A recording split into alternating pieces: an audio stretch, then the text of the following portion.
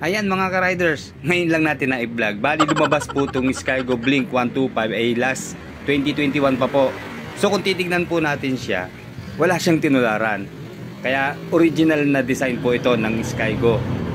Kaya kung ang hanap po natin ay yung pang araw-araw na service, yung 125cc na motor po ay okay na po sa atin.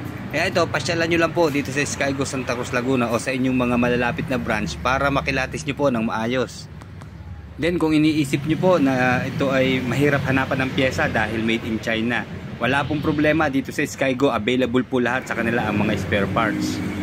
Kaya umpisan na natin ang pagbusisi dito sa Skygo Blink 125.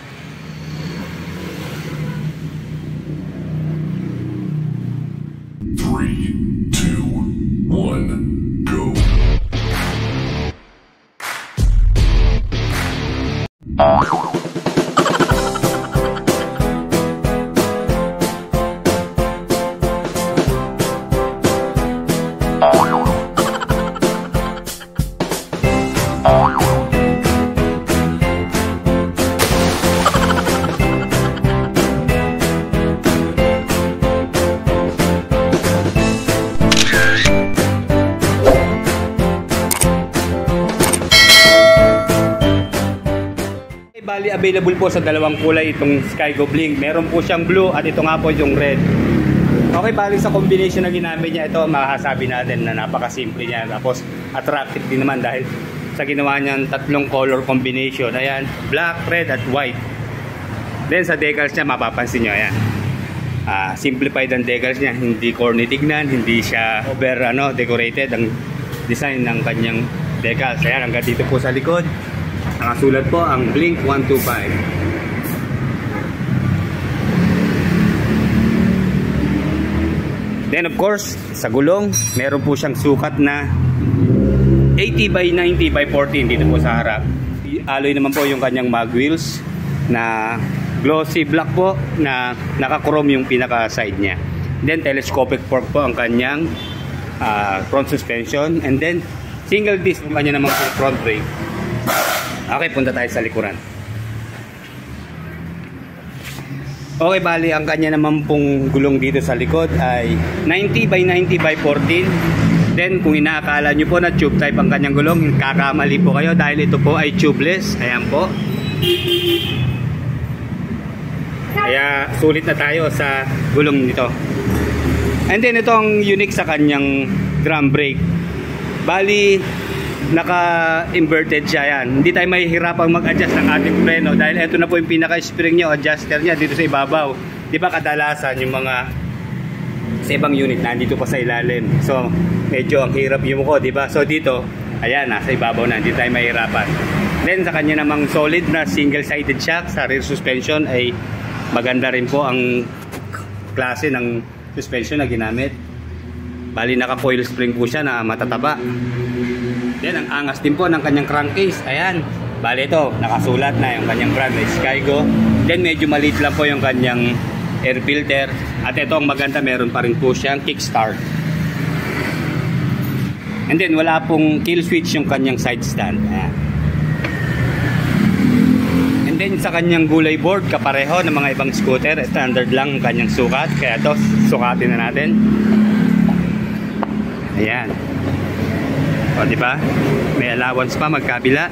Ikagalaw natin na maayos.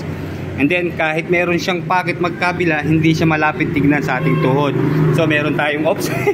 May allowance tayo para makagalaw-galaw. Ayan, ito maliit lang naman po yung kanyang pocket dito sa left side and then sa right side. So suggest ko, wag cellphone ang ilalagay natin kasi medyo mababaw po siya. Baka pag nalubak tayo, tumalsik po. Kaya siguro pag hindi natakbo, pwede. Lalo't meron na po siyang charging port. Lalagyan natin ang cellphone pag magcha-charge. Okay, silipin natin kung converted na siya sa USB. Ayan o, isa lang po siya. Ayan, converted na po sa USB.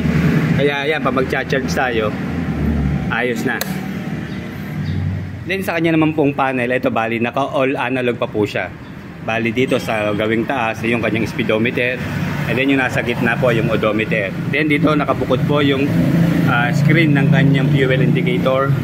Then dito sa gawing ilalim, ayan yung kanyang check engine. Then yung sign po ng high beam, low beam. At dito po sa turning signal naman sa left and right. Ayan. So ito po yung kanya namang mga button. Ayan, sa ibabaw. Itong high beam, low beam. Yung kanyang left and right turn. And then busina. Then dito po sa kabila, ito yung kanya naman pong switch ng headlight, park light at saka ng switch off. Then yung kanyang electric starter. Okay, ito po yung kanyang ignition. Bali, ito yung kanyang dalawang susi. Bali, meron po siyang shutter key lock. Ayan. So ito, pagbubuksan natin, dito muna. Mas maganda po ugaliin natin na nakatakip itong nakasarado itong kanyang ignition. Kasi in case nga po na umuulan man o siyempre sa safety ng ating motor, mas maganda po talaga. Yun nga, hindi papasukin ng tubig. And then, hindi basta-basta madidistrong ka. Yun nga lang po ito. Hindi ko lang alam kung magkakapareha o may nakukuha ng gantong klaseng opener, ano po. Kaya buksan natin. Ayan, pagbubukas po, ayan, itatapat lang natin yung kanyang pinaka shape. Then pababa po ang open. Ayan, baligtad pala. Ayan, itatapat lang po natin. Ayun. Ayan, open na po yan. Then pag isasara, ayan. Ay, isa pa. Diba? Tama ba? Ayun, tama. Dito. Pababa. Ayan, open na. Then, pag isasara, shut. Ayan.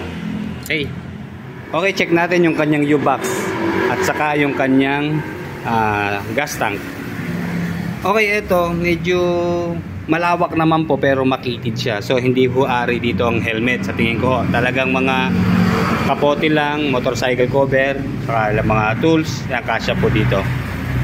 Then sa kanya naman pong fuel tank capacity, nasa 5.8 liters po ang kanyang full tank. Then ito, ni-research natin yung kanya naman pong fuel consumption. Bali nasa 42 kilometers per 1 liter po. So average na po yun para sa isang 125cc na motorsiklo.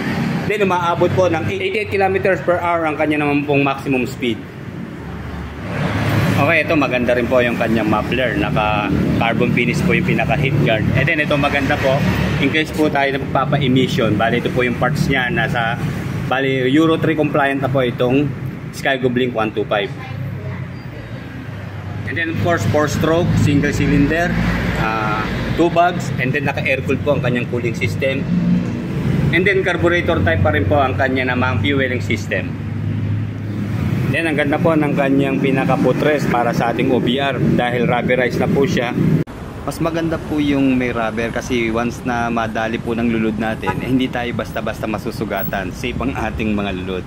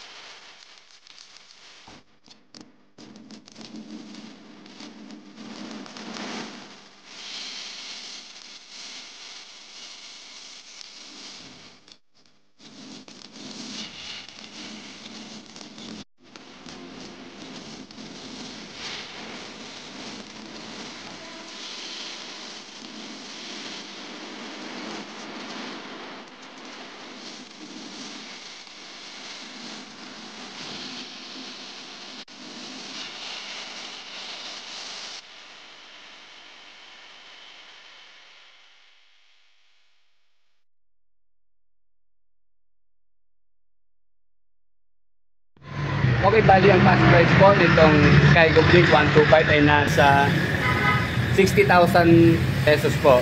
Then halimbawa po na sa installment, bali 4,000 lang po ang kanyang down payment. Then may rebate po siyang 300 kada update tayo magbayad. So sa 36 months, niya naman pong hulog ay 3,398. Sa 30 months naman po ay 3,773. Or sa 24 months ay 4,345. Then sa 18 months po o isang taon at kalahati, 5,291. At sa isang taon po, 7,041. At sa 6 months, pinaka-maiksing term po ay nasa 13,102 ang kanyang monthly installment.